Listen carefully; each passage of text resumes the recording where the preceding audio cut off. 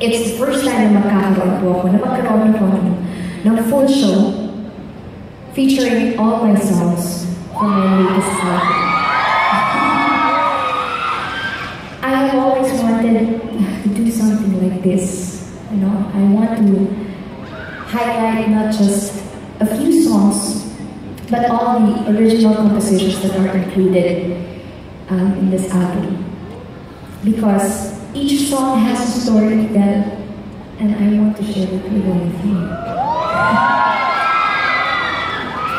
Pero, paulit-ulit ko magpapasalamat to my manager, unang-una na sa lahat, Boss Vic, and my entire Viva family, Viva Records, for allowing me to promote my 12th studio album, The Three Alone. Sa kanila po talaga ihiya ito kay Boss Vic. Sabi ko nga, Boss Vic naman eh!